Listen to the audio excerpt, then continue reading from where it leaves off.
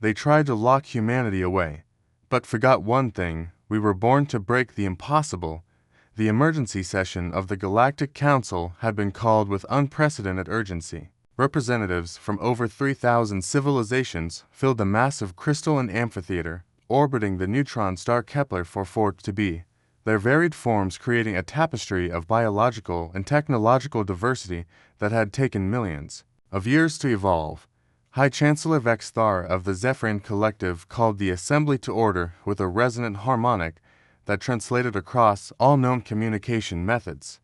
The Chancellor's translucent, jellyfish-like form pulsed with the deep purple hues that indicated grave concern among her species. Fellow beings of the galaxy, her mental projection reached every consciousness present. We are gathered today to address the greatest threat our civilization has ever faced.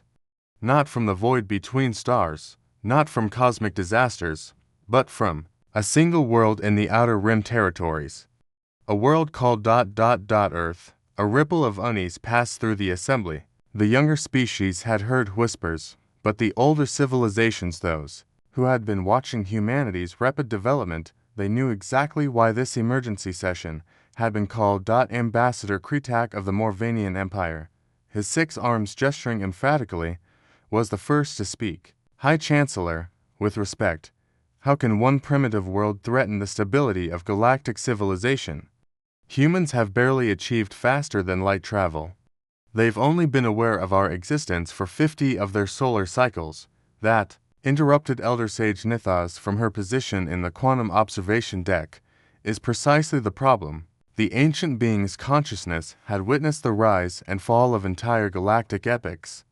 When she spoke, even the most arrogant civilizations listened.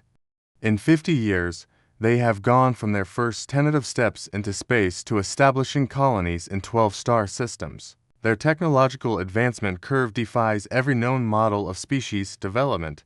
High Chancellor Vex Thar's form brightened. She transmitted historical data to the assembly. Holographic displays materialized throughout the amphitheater, showing Earth's recent history in stark detail. When we first discovered humanity, they were engaged in primitive warfare in chemical explosives and metal projectiles. We classified them as a Type 0.7 civilization not even worthy of monitoring protocols, but observe their progression. The displays showed humanity's rapid technological leaps: nuclear fusion, quantum computing, antimatter engines, gravity manipulation, and finally, their breakthrough into faster-than-light travel using a method that had taken other species millennia to develop. Most disturbing, continued the Chancellor, is their complete disregard for established galactic protocols. They do not seek permission before colonizing new worlds. They do not request membership in the Galactic Council. They simply expand, and wherever they go, they adapt, they innovate, and they thrive in ways that should be impossible. The assembled delegates murmured among themselves in hundreds of different communication methods. The crystalline hegemony's representatives chimed like wine bells, while the Void Walkers communicated through controlled gravitational pulses. Captain Zeril of the Stellar Patrol stood to address the Council. Her blue-scaled reptilian form was scarred from countless battles across the galaxy's frontier regions. High Chancellor, I have personally encountered human vessels in contested space. Their ships are unconventional, where we use advanced energy shields. They employ layered armor plating. Where we utilize elegant particle beam weapons, they mount kinetic accelerators that fire solid projectiles at a significant fraction of light speed. Their tactics are unpredictable, brutal, and disturbingly effective. Furthermore, added Dr. Tisara, the Council's xenobiologist, human physiology is an anomaly. They originate from a death world high gravity, extreme weather variations, and an atmosphere that would be toxic to most species. This has created a species that is remarkably adaptable and resilient. But more concerning is their psychology. The display shifted to show human art, literature, and philosophy. Images of humans climbing mountains, exploring ocean depths, venturing into space, and pushing the boundaries of what was considered possible. They possess what we can only describe as an irrational drive to explore and overcome challenges. Where logical species would retreat from danger, humans appear to be drawn to it. They have turned survival itself into a competitive sport, and perhaps most troubling of all, they reproduce rapidly and live short lives, creating generations that build upon previous knowledge at an exponential rate. Elder Sage Nithaz projected her consciousness forward, her ancient voice carrying the weight of eons. I have observed 17 galactic-spanning civilizations rise to prominence throughout cosmic history. Each followed predictable patterns: slow expansion, technological plateaus, eventual stagnation or decline. Humans follow none of these patterns. They are an evolutionary wild card. The Chancellor's form darkened to deep violet, which brings us to the matter at hand. Our Enopsychology department has run extensive simulations. If humanity continues on their current trajectory, within 500 years they will possess technology that rivals our most advanced civilizations. Within 1,000 years, they will likely surpass us. The question is not whether humanity will become a dominant galactic power. The question is whether there will be room for the rest of us when they do. The amphitheater fell silent except for the ambient hum of life support systems and the distant gravitational song of the neutron star they orbited. Representative Malgoth of the Trader Consortium broke the silence with his characteristic electronic warble. Surely the solution is obvious. Invite them to join the Galactic Council. Guide their development. Teach them our ways. Attempted, replied the Chancellor. 3 times we have extended formal invitations. Each time, humanity has politely declined, stating they prefer to figure things out for themselves. They show no interest in our ancient wisdom, our established trade routes, or our carefully maintained balance of power. They are charting their own course through the galaxy, and that course appears to be directly through our established order. The weight of the situation settled upon the assembly like a gravitational field. Here were civilizations that had ruled star systems for millennia, suddenly faced with a species that refused to acknowledge their authority or follow their rules. Then we are left with limited options, stated War Prime Kothiel of the Hegemony Fleet, his mechanical voice cutting through the chamber like a plasma blade. Destruction or containment.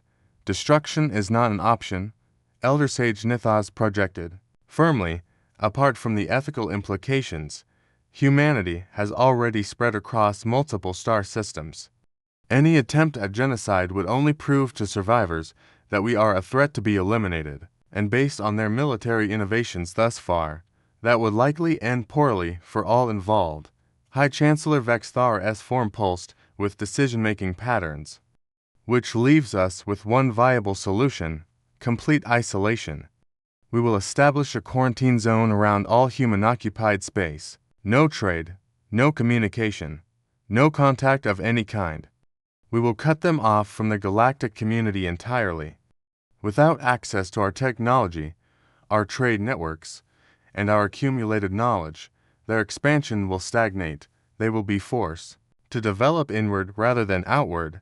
The proposal sparked intense debate throughout the chamber. Some species argued for more aggressive measures, others for diplomatic solutions. But, as the hours passed, it became clear that isolation was the only option that the majority could support. The vote was called.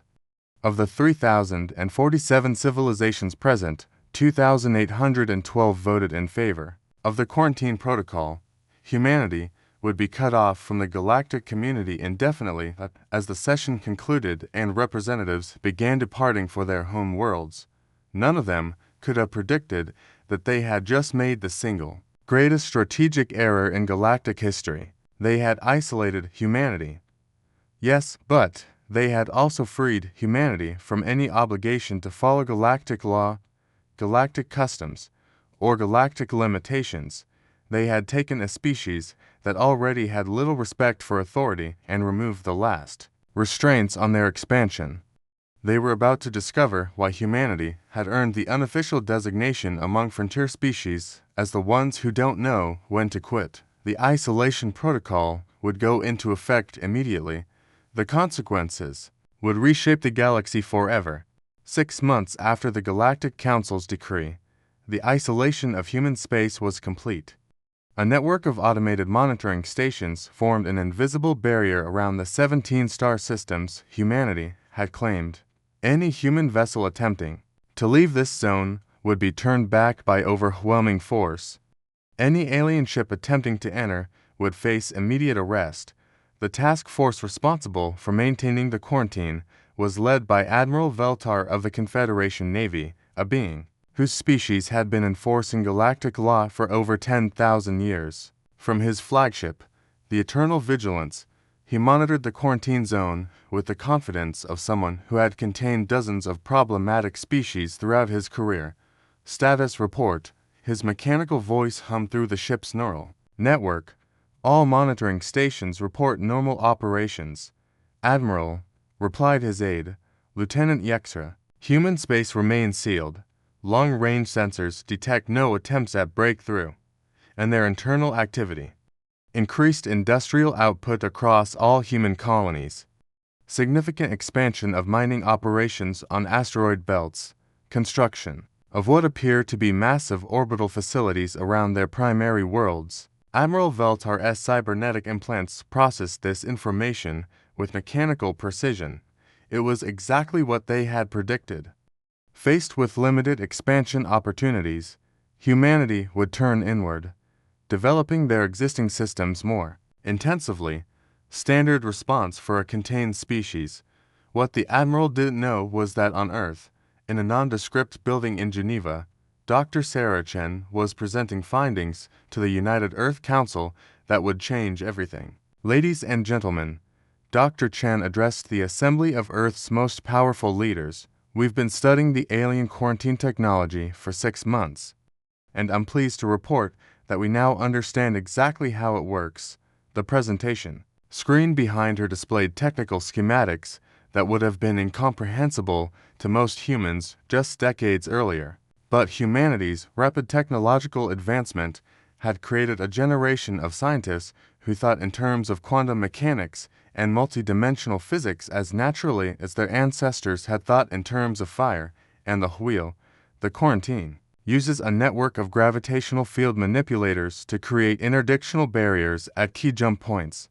Essentially, they're using controlled space-time distortion to prevent our FTL drives from achieving stable jump coordinates outside the designated zone. Secretary General Martinez leaned forward. Can we break through? Better than that, Dr. Chen smiled. We can go around.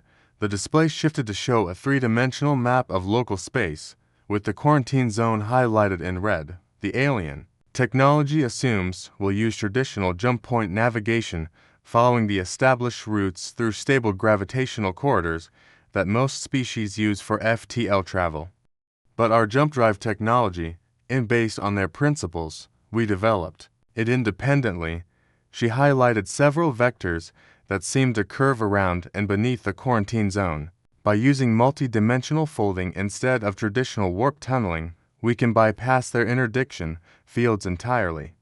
We don't need to go through their blockade. We can go under it, over it, and around it through dimensions they're not monitoring. The room fell silent as the implication sank in. General Harrison, Earth's military coordinator, was the first to speak. How long to implement? The technology already exists. We just need to recalibrate our navigation systems and train our pilots in non-standard jump protocols. 6 months, maybe less. President Chen of the Pan-Asian Federation raised a concern that was on everyone's mind. Dr. Chen, these aliens have technology thousands of years more advanced than ours. Are we certain we want to provoke them? Dr. Chen's expression hardened. Madam President, they've already made their intentions clear. They don't want us to exist as an independent species. They want us contained, controlled, and ultimately subservient. We can either accept that fate, or we can remind them why species climb to the top of the food chain on one of the most dangerous planets in known space. Secretary General Martinez called for a vote. The decision was unanimous. Operation Breakthrough would commence immediately, while Earth's leaders planned their escape from alien containment. On the frontier worlds, Humanity was already adapting to isolation in ways the Galactic Council had never anticipated. Captain Jake Morrison stood on the observation deck of New Horizons Station, humanity's largest deep space installation, watching automated mining ships strip mine an entire asteroid belt. The station itself was a marvel of human engineering, a massive rotating habitat that housed over 2 million people and served as the industrial heart of the outer colonies. Status report, Commander Torres. He called his second-in-command. Production is ahead of schedule. Captain, we're outputting 3 times the refined materials we were 6 months ago. The new automation protocols are exceeding all projections. Morrison nodded with satisfaction. The alien quarantine had forced humanity to become entirely self-sufficient, and the result had been an industrial revolution that dwarfed anything in Earth's history. Without access to alien technology, humans had been forced to innovate, and innovation was what they did best. Any word from the deep space exploration teams? Torres consulted her data pad. Team Bravo reports successful establishment of hidden research facilities in the Kepler 442 system. Team Charlie has identified 17 uninhabited systems beyond the quarantine zone that would be suitable for colonization. Morrison smiled grimly. The aliens thought they had humanity trapped, but they had underestimated human ingenuity. While the Galactic Council maintained their blockade at official jump points, human exploration teams had been using dimensional, full technology to scout dozens of star systems that weren't even on galactic charts. In the Prometheus project, Dr. Yakamura reports successful testing of the new shipyard designs. Construction of the first deep space vessels should begin within the month. The Prometheus project represented humanity's most ambitious undertaking, the construction of massive exploration and colonization vessels designed to operate completely independently of Earth for decades. Each ship would carry everything needed to establish new colonies, industrial equipment, terraforming technology, genetic databases, and populations of volunteers ready to build new worlds from scratch. The aliens had isolated humanity, thinking it would prevent their expansion. Instead, they had given humanity the motivation and the freedom to expand beyond their wildest dreams. Back on Admiral Veltar's flagship, the first signs of trouble were beginning to appear on long-range sensors. Admiral, Lieutenant Yexra's voice carried a note of confusion. We're detecting anomalous energy signatures from the human quarantine zone. Specify massive industrial output. Energy consumption levels that are unprecedented. Sir, they're generating power at levels equivalent to a Type 2 civilization, but their technology base should barely qualify them as Type 1. Admiral Veltar's processors hummed with increased activity. Explanation: unknown. Sir, human technology appears to be advancing at a rate that defies our understanding of natural progression. They're achieving efficiency levels that should be impossible with their current knowledge base. The Admiral's mechanical consciousness processed this information with growing unease. In his 10,000 years of service, he had contained dozens of species. All had followed predictable patterns: initial resistance, followed by adaptation, followed by stagnation as they reached the limits of their enclosed resources. None had ever increased their technological output while under quarantine. Continue monitoring. Alert me to any significant changes. What Admiral Veltar didn't know was that humanity's response to isolation wasn't stagnation, it was acceleration. Cut off from galactic civilization, humanity had turned inward and discovered that they didn't need alien technology to advance. They just needed to stop accepting limitations. The quarantine that was meant to contain humanity is about to become the launching pad for the greatest expansion in galactic history, and the aliens who had implemented it were about to learn that sometimes the most dangerous thing you can do to a species known for defying impossible odds is to tell them something is impossible. The isolation protocol had worked exactly as designed. The problem was that the Galactic Council had fundamentally misunderstood what humanity would do with their newfound freedom. 18 months after the quarantine began, Admiral Veltar received a report that made his advanced cybernetic processors pause in what could only be described as mechanical disbelief. "Repeat that transmission, Lieutenant." Lieutenant Yexer's form flickered with nervous energy patterns. "Sir, monitoring station Delta 7 reports complete disappearance of human vessel Explorer's Dream. One moment it was on sensors, conducting routine asteroid mining operations. The next moment ... gone. Equipment malfunction? Negative, Admiral. All other monitoring stations confirm the same reading. The vessel simply vanished from normal space. No jump signature. No energy discharge. No debris field. It's as if it folded out of existence entirely." Admiral Veltar's millennium of experience told him this was impossible. No known technology could achieve transportation without detectable energy signatures. Even the most advanced civilizations left traces when they moved through space. Begin full spectrum analysis of the disappearance zone. If the humans have developed new technology, we need to understand it immediately. What the Admiral couldn't know was that at that exact moment, the Explorer's Dream was emerging from dimensional fold space in the Kepler 186 system, over 300 light-years outside the quarantine zone. Captain Elena Vasquez watched the star charts update on her navigation display with fierce satisfaction. "Dimensional fold successful, Captain," reported her navigation officer. "We are now completely outside alien-monitored space. Any pursuit?" Negative. Long-range sensors show no alien presence in this system. We appear to be completely undetected. Captain Vasquez opened a secure communication channel to Earth Command. "Control. This is Explorer's Dream. Operation Breakthrough is a complete success. We have achieved undetected penetration of the alien. Quarantine. Repeat. The cage is open." The response from Earth came within seconds, despite the vast distance. Humanity's quantum communication network, developed during their isolation, allowed instantaneous communication across galactic distances. Acknowledged. Explorer's Dream. You are authorized to begin Phase 2 operations. Welcome to the frontier, Captain. Phase 2 was the establishment of hidden forward operating bases beyond the quarantine zone. Within weeks, dozens of human vessels were using dimensional fold technology to slip past alien monitoring and establish secret installations throughout unexplored space. But humanity's breakout was just the beginning. The real surprise came 6 months later when Admiral Veltar received intelligence reports from the Galactic Council's Deep Space Reconnaissance Division. "Admiral, the transmission from Council intelligence was marked with the highest priority classifications. We have confirmed reports of human presence in over 50 star systems beyond their designated quarantine zone.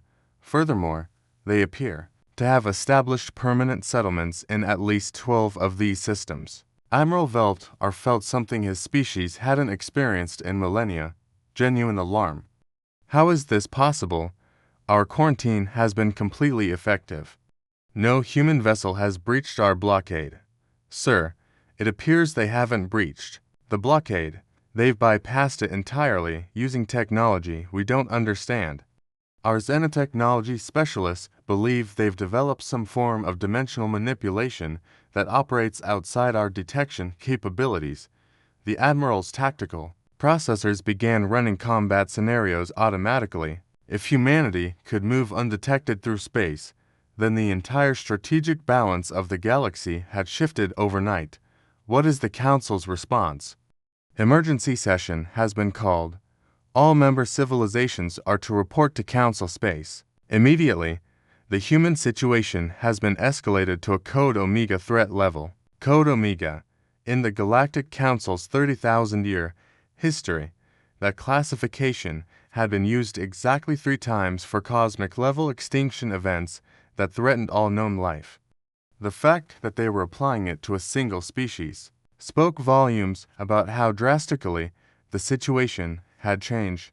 Meanwhile, on Earth, Dr. Sarah Chen was briefing the United Earth Council on what had become known as Project Exodus, humanity's systematic colonization of unexplored space. "Ladies and gentlemen, I'm pleased to report that Operation Breakthrough has exceeded all expectations. We now have permanent human presence in 73 star systems, with new colonies being established at a rate of approximately 5 per month. The holographic display behind her showed a three-dimensional map of local galactic space. Red dots indicated human colonies, while blue represented known alien civilizations.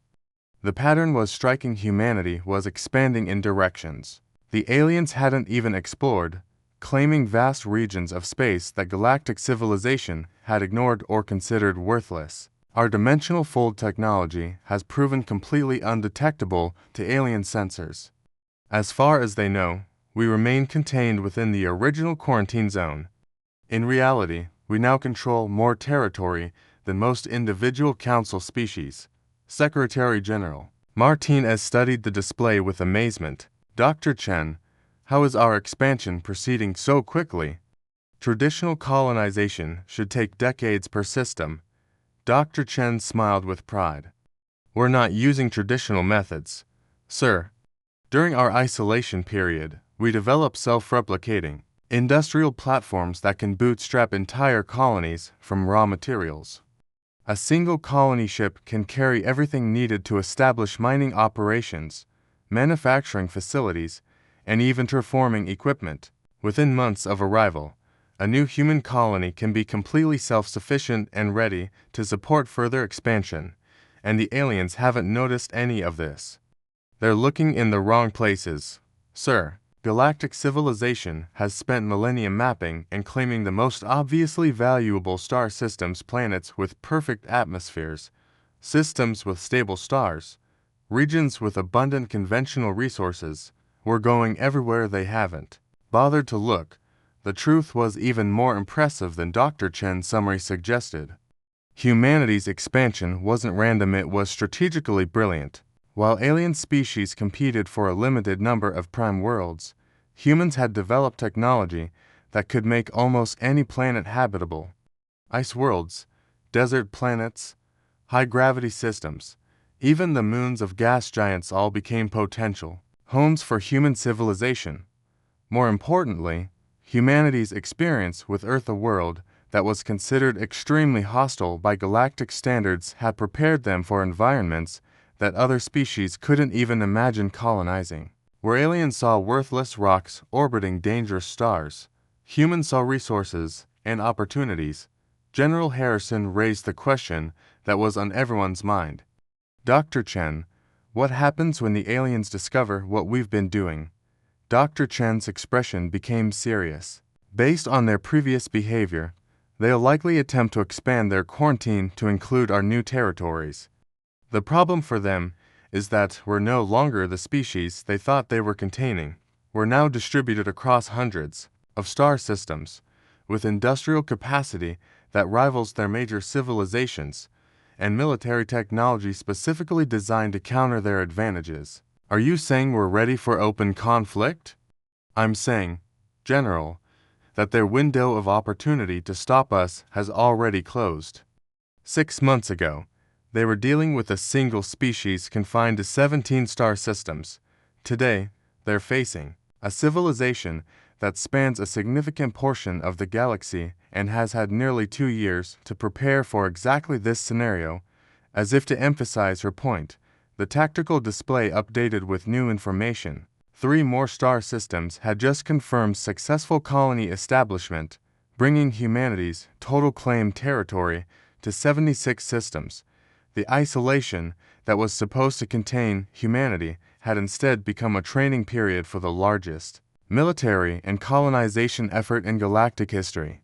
And the most frightening aspect from the alien perspective was that humanity was just getting started. On his flagship, Admiral Veltar was discovering the same terrifying reality. His latest intelligence briefing painted a picture that challenged everything he thought he knew about strategic containment. Admiral, our deep space reconnaissance has confirmed human presence in over 100 star systems. Their expansion rate is actually accelerating. Furthermore, we've detected construction of what appear to be massive industrial platforms in several systems. The energy signatures suggest manufacturing capacity equivalent to entire planetary civilizations. Admiral Veltar's processors ran the calculations repeatedly, hoping for different results. The numbers were inescapable. Humanity had gone from a contained minor species to a major galactic power in less than 2 years. And they had done it while completely bypassing the established order of galactic civilization. Lieutenant, open a priority channel to the Galactic Council. Code Omega Emergency. Sir, shall I request immediate military reinforcement? The Admiral paused, his tactical systems analyzing the strategic situation. Military reinforcement against an enemy that could appear anywhere, anytime, without detection? Against a species that had spent 2 years preparing for exactly this scenario, while the galaxy's military forces remained distributed and unprepared. Negative, Lieutenant. We're far beyond the point where military force alone can resolve this situation. We're dealing with something unprecedented in galactic history. Admiral Veltar was beginning to understand what military strategists had known throughout history. Sometimes the most dangerous thing you can do to your enemy is give them time to prepare. The Galactic Council had given humanity 2 years of complete freedom to develop, expand, and prepare for conflict. They were about to discover that humanity had used that time very well. The emergency session of the Galactic Council convened with an urgency that hadn't been felt in millennia. The same crystalline amphitheater that had decreed humanity's isolation now buzzed with panic as representatives from across the galaxy grappled with reports that defied their understanding of how civilizations developed. High Chancellor Veltar's form had shifted from its usual calm translucency to rapid, agitated pulses of deep crimson, a color that among her species indicated existential crisis. The holographic displays surrounding the amphitheater showed a galaxy-spanning map dotted with red markers indicating confirmed human presence. Fellow beings, the Chancellor's mental projection carried undertones of disbelief. In the 22 months since we implemented the quarantine protocol, humanity has somehow expanded from 17 star systems to over 150 confirmed colonies. They have achieved this expansion while remaining completely undetected by our monitoring systems until 3 weeks ago. The assembly erupted in cacophonous communication. Mechanical beings transmitted in electronic bursts, energy creatures pulsed with light-based languages, and biological species filled the chamber with a dozen different forms of verbal expression, all asking the same fundamental question: how was this possible? Elder Sage Nithaz, her ancient consciousness heavy with the weight of having witnessed this scenario unfold, projected her thoughts with the authority of eons. I warned this assembly that humanity represented an unprecedented variable in galactic development. We have observed the consequences of underestimating them. War Prime Kothiel of the Hegemony Fleet, his mechanical form bristling with weapon systems, transmitted with barely contained aggression. Elder Sage, with respect, the method of their expansion is irrelevant. What matters is the threat they now represent. Our intelligence indicates they possess industrial capacity rivaling the Confederation of Systems. Their technology has advanced at impossible rates. They must be stopped before they achieve complete technological parity. Admiral Veltar, attending virtually from his position at the quarantine line, interjected with a tactical assessment that sent waves of alarm through the assembly. War Prime, I must inform the Council that the human threat level has been significantly underestimated.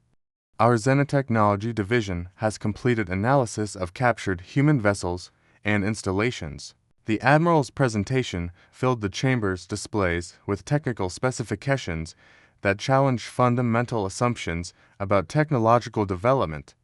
Humans have not simply advanced their existing technology, they have developed entirely novel approaches to energy generation, materials science, and space travel. Their dimensional fold technology operates on principles that our best scientists describe as theoretically impossible but demonstrably functional.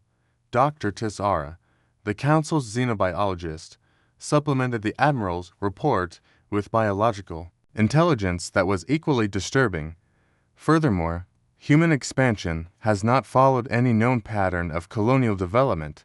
Instead of establishing a few major settlements and slowly expanding from those bases, they have simultaneously colonized hundreds of worlds across vast distances. Each colony appears to be completely self-sufficient from the moment of establishment. How? Demanded Representative Malgoth of the Trader Consortium. No species has ever achieved that level of rapid colonization efficiency. They have automated it, replied Dr. Tisara with a tone that suggested she could barely believe her own words. Humans have developed self-replicating industrial systems that can transform raw planetary resources into complete civilizations within months. They send a single ship to a system, deploy their automated platforms, and return months later to find a fully operational colony ready to support further expansion. The implications hung in the air like a gravitational field.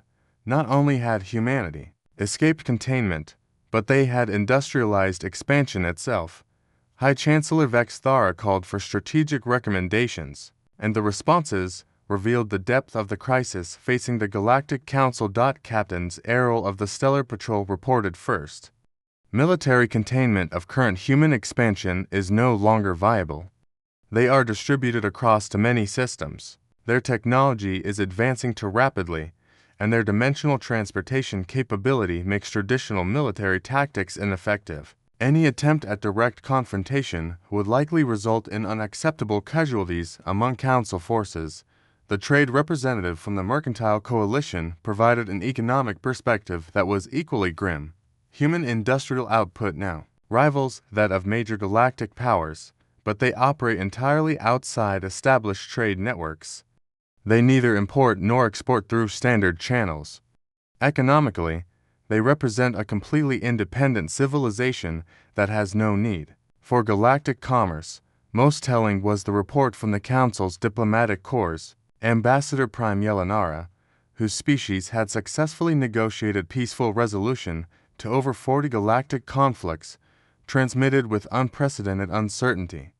Human diplomatic responses to our attempts at contact have been unusual. They acknowledge our communications, respond politely, but refuse all offers of formal relations. Their position appears to be that they do not recognize the Galactic Council's authority over their expansion and intend to continue their current course regardless of our preferences. Elder Sage Nithaz projected a heavy sigh that seemed to carry the weight of cosmic time. What you are describing is not simply an expansionist species. You are describing the emergence of a completely independent galactic civilization that developed outside our influence and operates by rules we do not understand. In my experience spanning multiple cosmic epochs, this represents either the greatest opportunity or the greatest threat in galactic history. Elaborate, Elder Sage, requested the Chancellor. The opportunity.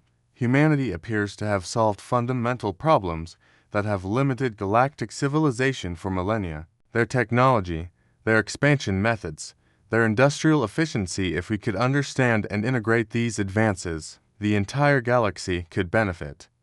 The threat, a species this capable, this rapidly advancing, and this independent of galactic authority, could reshape or replace the established order entirely. War Prime Kothiel's weapon system cycled automatically as his tactical programs processed the situation. Elder Sage, you speak of opportunity, but I see only the approach of conquest. No species achieves this level of rapid expansion without territorial ambitions. Humans will inevitably come into conflict with established Council territories. War Prime, Admiral Veltar interjected. Our intelligence suggests the opposite. Human expansion has specifically avoided all established galactic territories. They appear to be claiming only unoccupied systems and worlds that galactic civilization has ignored or deemed unsuitable for colonization. This revelation sparked new debates throughout the chamber. If humanity wasn't seeking to displace existing civilizations, what was their ultimate goal? The answer came from an unexpected source. Dr. Chen's dimensional fold transmission reached the Galactic Council chamber despite every security protocol and communication barrier they had established. Her message was simple, direct, and delivered with the calm confidence of a species that no longer feared galactic authority. Members of the Galactic Council, I am Dr. Sarah Chen, representing the United Earth Colonial Administration. We are transmitting this message to inform you that humanity has no interest in conflict with established galactic civilizations. Our expansion will continue, but we will respect the territorial boundaries of all species that respect our right to exist as an independent civilization. The transmission paused, allowing the implications to register throughout the assembly. However, we want to make our position absolutely clear. Any attempt to re-establish quarantine zones, military blockades, or other restrictions on human expansion will be considered an act of war. We tried isolation, we tried containment. Neither was successful. We are now offering coexistence. We recommend you accept. The transmission ended, leaving the Galactic Council in stunned silence. High Chancellor Vexthara's form cycled through every color in her species, emotional spectrum before settling on a deep blue that indicated profound uncertainty. Fellow beings, we are faced with an unprecedented situation. We have succeeded in creating exactly what we sought to prevent, a major galactic power that operates completely outside our authority. Elder Sage Nithaz projected what could only be described as rueful admiration. The young species has learned to thrive without us. The question now is whether we can learn to coexist with them. The vote that followed would reshape galactic politics for eons to come. By the narrowest margin in Council history, 1,524 votes in favor, 1,523 opposed. The Galactic Council voted to officially recognize human territorial claims and establish formal diplomatic relations with Earth. The species they had tried to contain had become their equals. The quarantine that was meant to prevent human expansion had become the chrysalis from which a galactic superpower emerged. And in the Outer Rim territories, on colonies that hadn't existed 2 years earlier, human children were being born among the stars, citizens of a civilization that had learned the most important lesson in the galaxy. When someone tells you that something is impossible, the best response is to prove them wrong. The Galactic Council had tried to isolate Earth. Instead, they had isolated themselves from humanity's future. It was a mistake they would spend the next millennium learning to live with. 5 years after the recognition of human territorial claims, Ambassador Elena Vasquez stood in the same crystalline amphitheater where humanity's fate had once been debated. The former Starship captain now served as Earth's primary representative to the Galactic Council, a position that had become one of the most influential in galactic politics. The changes in the galaxy over those 5 years had been dramatic. Where once the amphitheater had hosted 3,000 representatives from established civilizations, it now accommodated nearly 4,000 delegates, including over 200 species that had made first contact with galactic civilization through human exploration efforts. The motion before the Council today, announced High Chancellor Vexthara, whose form had settled into patterns of resigned acceptance over the years, concerns the proposal by the Human Colonial Administration to establish standardized protocols for rapid colonial development across unoccupied galactic territories. Ambassador Vasquez stood to address the Assembly, her presence carrying an authority that would have been unthinkable when humanity was first quarantined. Honored beings, the Human Colonial Administration proposes to share our rapid colonization technology with any Council species that agrees to joint development protocols. This would allow the galaxy to settle previously uninhabitable worlds and expand civilized space at unprecedented rates. The proposal sparked intense debate. Admiral Veltar, now serving as the Council's chief military advisor, transmitted his analysis of the implications. The Human Colonial Administration has demonstrated the ability to establish functional colonies on worlds that our species considered worthless, high-gravity worlds, radiation-soaked systems, planets with extreme weather. Humans have made them all habitable. If this technology were shared broadly, the galaxy's habitable territory could expand by several thousand% within decades. Warpran Kothiel, whose mechanical form had been upgraded with human-designed systems following a technology exchange program, provided a military perspective. From a strategic standpoint, human rapid colonization technology represents a paradigm shift in galactic power projection. The ability to establish self-sufficient colonies anywhere, anytime, fundamentally alters the balance of galactic civilization. Dr. Tisara, now head of the Council's Human Galactic Integration Committee, offered scientific analysis. Human terraforming and colonization methods have already revolutionized our understanding of planetary habitability.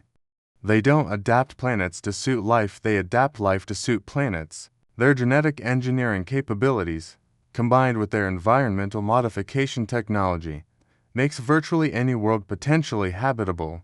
Representative Malgoth of the Trader Consortium, whose organization had seen its profits soar through trade with human colonies, provided economic data. Human territories now represent the fastest-growing economic zone in galactic history. Their trade networks operate with efficiency levels that exceed traditional galactic commerce by orders of magnitude. Integration with human systems has benefited every species that has participated, but it was Elder Sage Nithaz who provided the historical context that put humanity's rise into perspective. In my observation of galactic development across cosmic time, civilizations typically expand slowly, compete for limited resources, and eventually reach equilibrium states where growth becomes minimal. Humanity represents the first species I have observed that has industrialized expansion itself, turning growth into a self-reinforcing system that benefits all participants. Ambassador Vasquez smiled at the Elder Sage's assessment. Honored Elder, that is precisely what we're offering the galaxy. Not competition for limited resources, but expansion of resources themselves.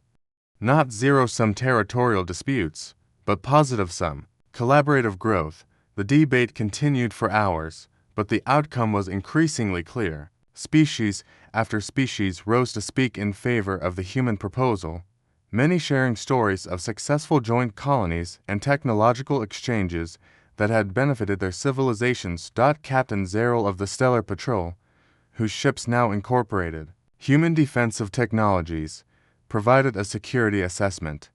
Human expansion has actually improved galactic stability. Their exploration efforts have identified and neutralized dozens of potential threats: rogue AI systems, dangerous cosmic phenomena, hostile species from outside our galaxy.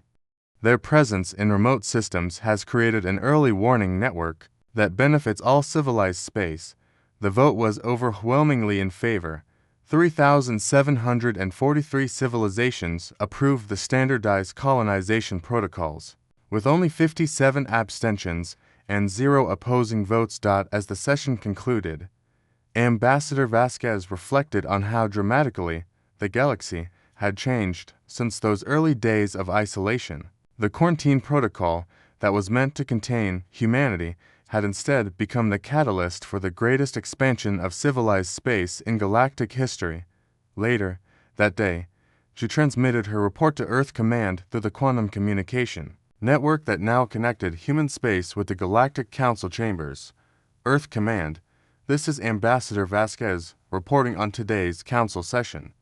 The standardized colonization protocol has been approved by overwhelming majority. We are now authorized to begin Phase 3 expansion operations. The response from Earth was immediate. Acknowledged. Ambassador. Phase 3 operations are already underway.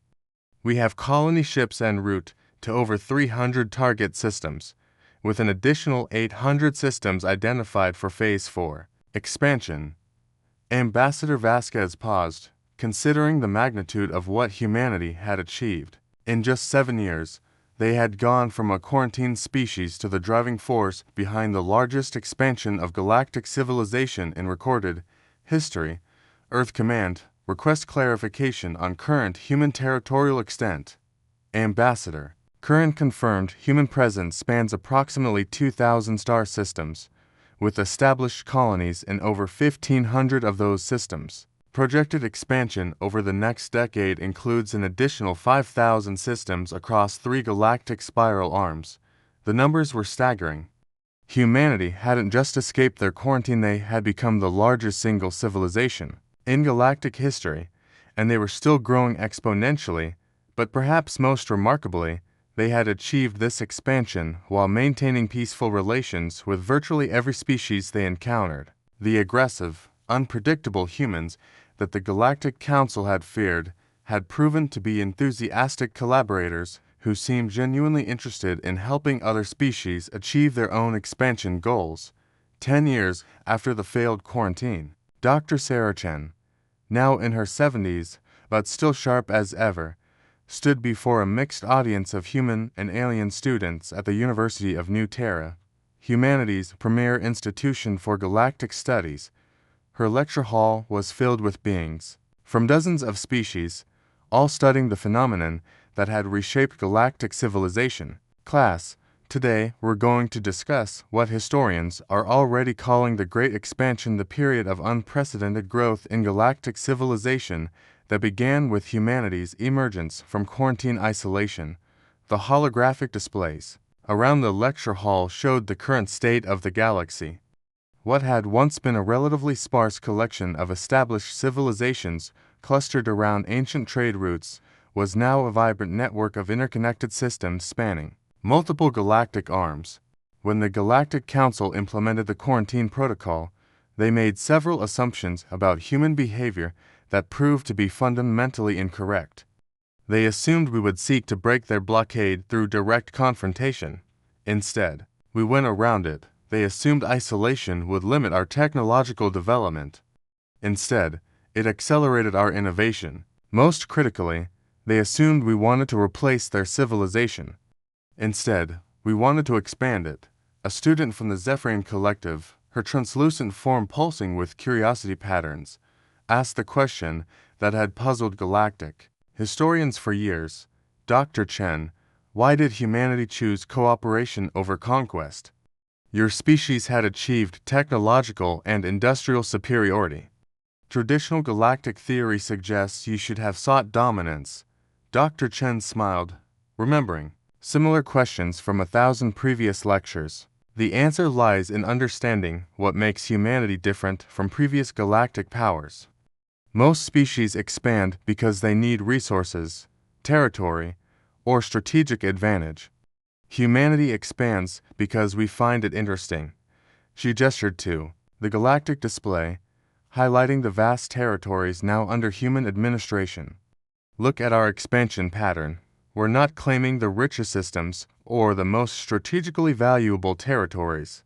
We're going to the places that seemed impossible to colonize, the regions that other species ignored, the worlds that offered challenges rather than easy resources. A mechanical student from the Hegemony Fleet transmitted a tactical question. Professor, from a military perspective, human expansion strategy appears inefficient. You have spread your forces across vast distances and claimed worlds with minimal strategic value.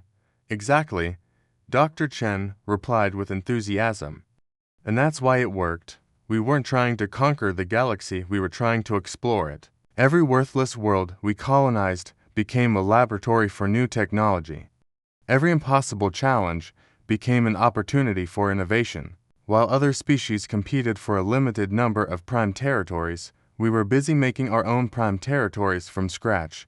Elder Sage Nithas, attending the lecture virtually from her position on the Galactic Council, projected her thoughts to the class. Dr. Chen speaks truth. Humanity approached galactic expansion as scientists rather than conquerors. This fundamental difference in motivation explains why their growth enhanced rather than threatened galactic civilization. Dr. Chen nodded respectfully to the elder sage, which brings us to the ultimate irony of the quarantine protocol. The Galactic Council feared that humanity would destabilize their carefully maintained balance of power.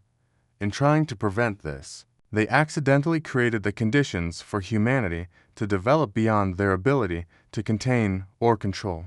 She pulled up historical data showing the galaxy before and after the Great Expansion.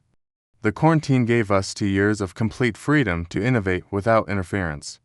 During that time, we solved problems that had limited galactic civilization. For millennia, rapid terraforming automated colonization, dimensional transportation, industrial self-replication. All of these technologies emerged because we had to survive and thrive in complete isolation. A student from the Trader Consortium raised an economic question. Professor Chen, galactic economic theory suggests that rapid expansion should lead to resource depletion and economic instability. Human expansion has achieved the opposite result. How do you explain this paradox? Dr. Chen's expression became serious as she addressed one of the most important aspects of human expansion. The key is understanding that we didn't expand into the galaxy, we expanded the galaxy itself. Every world we colonized increased the total resources available to galactic civilization. Every technology we developed was shared with species that wanted to participate in collaborative expansion. She highlighted trade flow data showing the massive increases in galactic commerce that had accompanied human expansion. Human territories don't just consume resources, they create resources. Our automated industrial platforms can turn sterile rocks into garden worlds, transform asteroid belts into manufacturing centers, and convert gas giants into energy production facilities. We've industrialized the creation of habitability itself. Admiral Veltar, now a regular guest lecturer at the university, transmitted his perspective on the military implications. From a strategic standpoint, humanity achieved something unprecedented. They became too valuable to fight. Any attempt to restrict human expansion would deny the galaxy the benefits of their technological contributions. They made themselves indispensable through innovation rather than force. Dr. Chen concluded her lecture with a reflection that had become central to galactic political philosophy. The Galactic Council tried to isolate Earth because they saw humanity as a threat to stability. What they discovered is that sometimes the greatest stability comes from embracing change rather than resisting it. Humanity didn't destabilize galactic civilization, we helped it evolve. As the students filed out of the lecture hall, mixing freely in groups that would have been unthinkable during the quarantine era, Dr. Chen reviewed the latest expansion reports. 3 new spiral arms were being explored. Contact had been established with civilizations from nearby galaxies, and humanity's collaborative expansion model was being adopted by species across known space. The quarantine that was meant to contain one species had accidentally unleashed the greatest period of growth and cooperation in galactic history, and somewhere in the vast network of human colonies that now span the galaxy, children were being born who would never know a time when the stars were limit rather than destinations. The Galactic Council had tried to isolate Earth. Instead, they had taught humanity that when the established order tells you something is impossible, the proper response is to redefine when that's possible. It was a lesson that would echo across the galaxy for generations to come.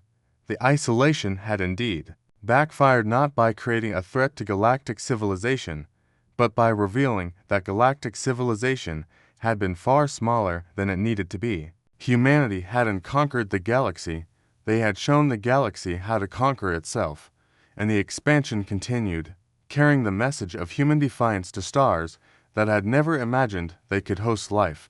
When someone builds a wall to contain you, the best response isn't to break down the wall, it's to make the wall irrelevant by finding a bigger space to grow in. The galaxy was a very, very big space, and humanity was just getting started. 100 years after the quarantine protocol, the galaxy bore little resemblance to the carefully ordered civilization that had once sought to contain humanity. Ambassador Elena Vasquez's great-granddaughter, Captain Sarah Vasquez Shen, stood on the observation deck of the exploration vessel Infinite Horizon, looking out at the Andromeda Galaxy as her ship prepared for humanity's first intergalactic colonization mission. Behind her, the Milky Way galaxy sparkled with the lights of billions of inhabited worlds, most of which had been settled during the great expansion that followed humanity's breakout from quarantine. The old distinctions between human and alien territories had long since become meaningless as collaborative expansion had created a truly integrated galactic civilization. Captain, her first officer, reported, were receiving final authorization from the Intergalactic Council for the Andromeda Expedition. The Intergalactic Council, a governing body that would have been unthinkable during the days when the Galactic Council struggled to contain one species in 17 star systems. Now it represented over 50,000 civilizations across multiple galaxies, all working together to explore and settle the infinite frontier of space. Captain Vasquez Chen reviewed the mission parameters on her display. The Infinite Horizon was leading a fleet of 10,000 ships carrying representatives from hundreds of species, all equipped with technologies that had emerged from humanity's original breakthrough research during their isolation period. Communications. Open a channel to the Galactic Memorial Station. The transmission connected her with the automated monument that now orbited the original quarantine zone, commemorating the moment when galactic civilization learned that trying to contain innovation only made it grow stronger. Memorial Station.